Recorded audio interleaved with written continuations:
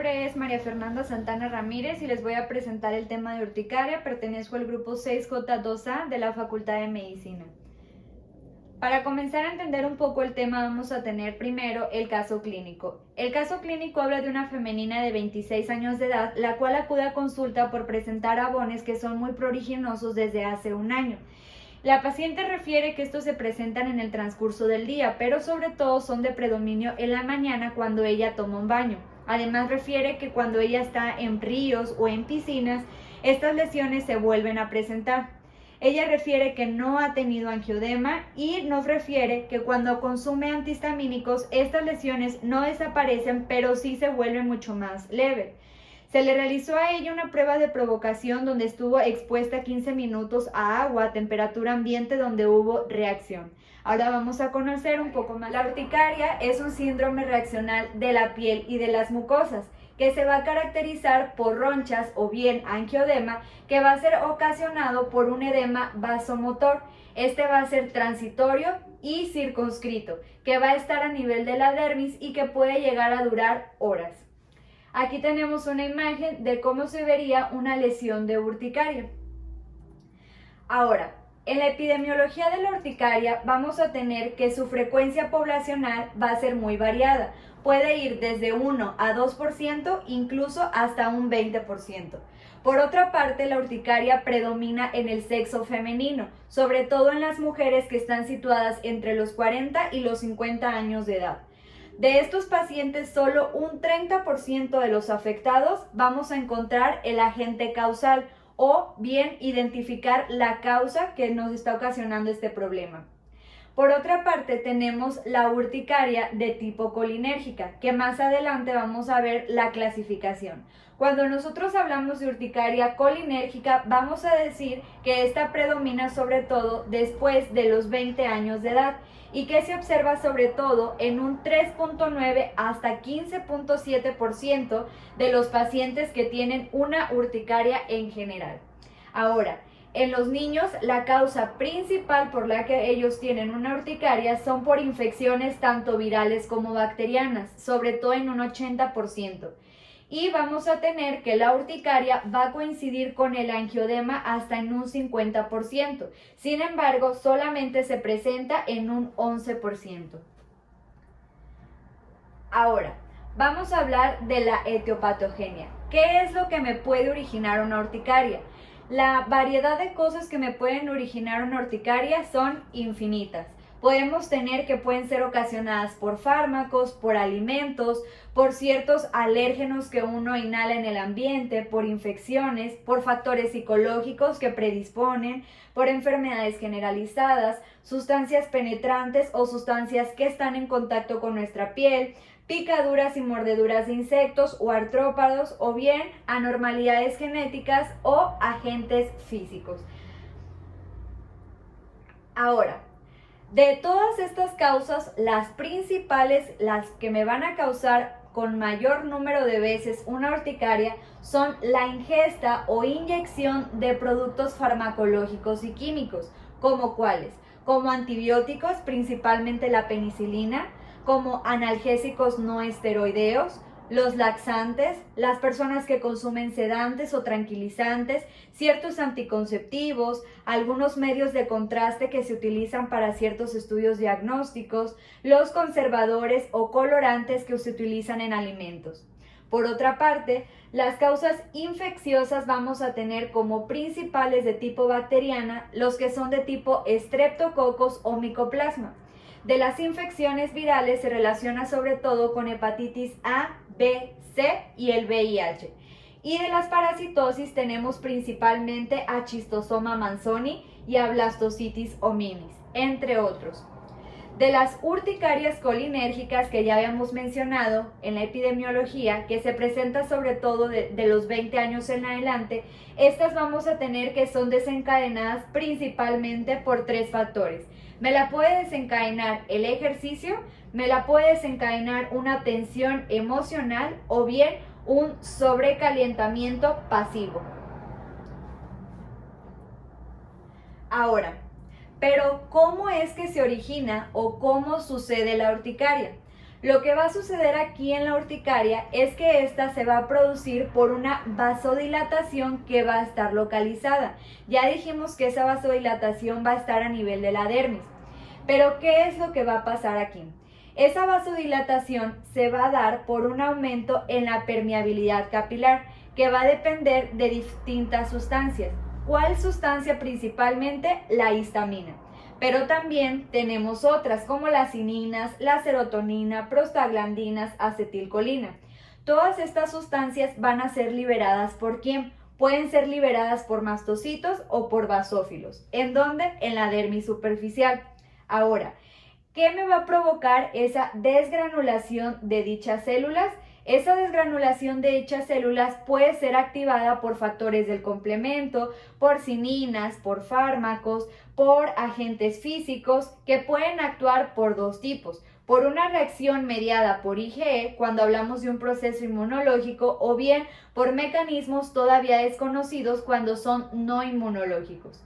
Ahora, la activación de estas células cuando hablamos del tipo inmunológico, que sobre todo son muy comunes, vamos a tener que nosotros primero tenemos lo que es el alérgeno.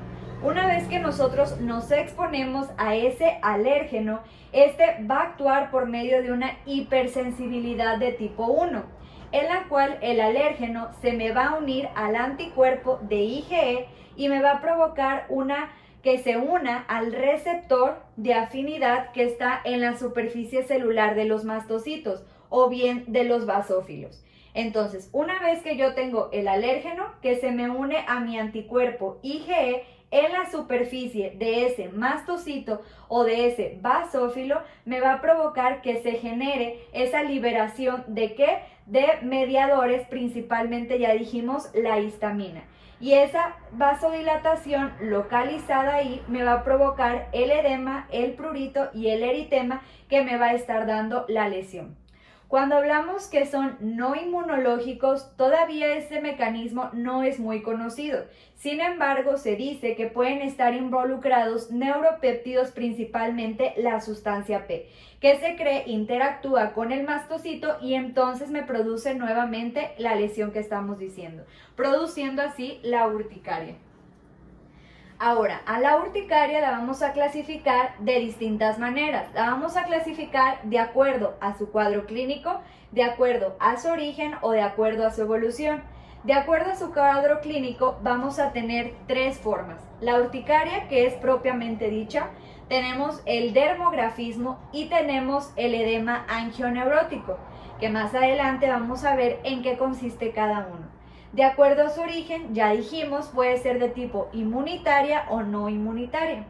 De acuerdo a su evolución, nosotros podemos tener un proceso agudo o un proceso crónico.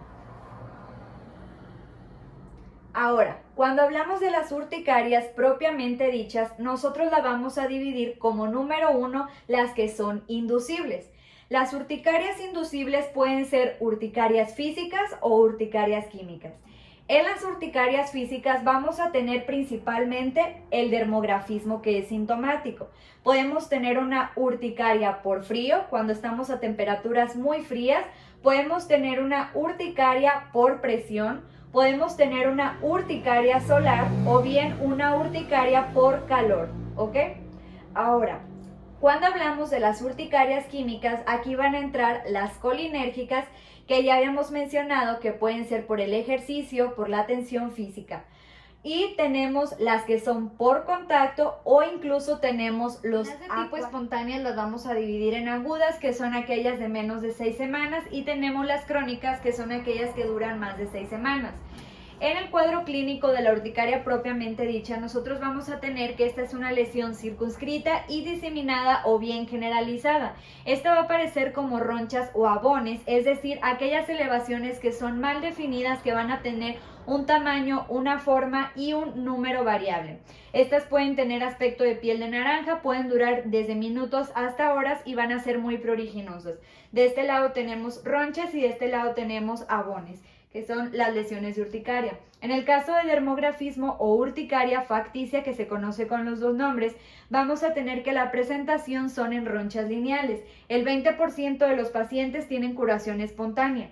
En el edema angioneurótico también lo podemos presentar en la cara y extremidades, pero este sobre todo nos va a afectar lo que son los párpados y los labios. Este se va a acompañar de síntomas extracutáneos, ya sea gastrointestinales, respiratorios, aquellos cardiovasculares. Por otra parte, tenemos los datos histopatológicos que vamos a encontrar en la urticaria. Son tres principales. Vamos a tener edema, vamos a tener vasodilatación y vamos a tener un infiltrado en la dermis de linfocitos polimorfonucleares y eosinófilos. Incluso también podemos encontrar histiocitos. En el laboratorio los exámenes son sobre todo para descartar cualquier otras enfermedades como sistémicas, infecciosas o inmunológicas.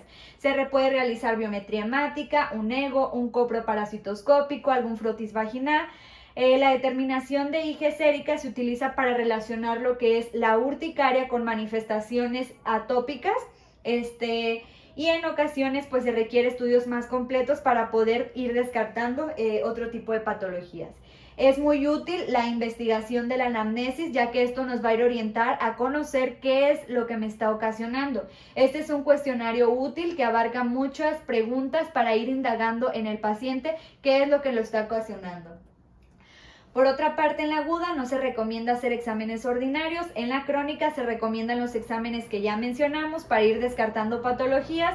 En el dermografismo, la biometría hemática y sedimentación eritrocítica. Y en los que son por estímulos como presión, al frío, calor, solar o colinérgica, pues exponer al paciente a esos estímulos para ver si él reacciona.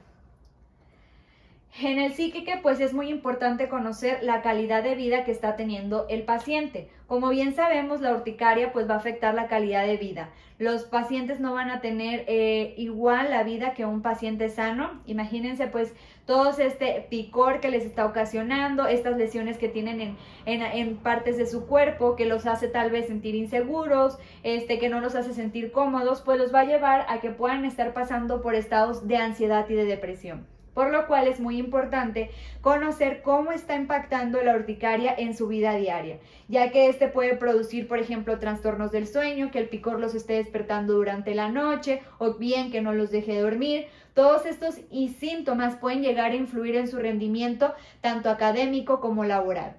E incluso puede afectar sus relaciones sociales porque las personas no se sienten cómodas al asistir a eventos, al utilizar cierta ropa. ¿O por qué? Porque pues se pueden ver sus lesiones o sobre todo este picor que les ocasiona. Pues considero que estos pacientes pues al no llevar la misma calidad de vida que uno, lo mejor es que acudan a terapias psicológicas para que ellos puedan recibir alguna orientación, se sientan más seguros de sí mismos e incluso los ayuda a ir identificando cuáles son las causas o los estímulos que lo ocasionan.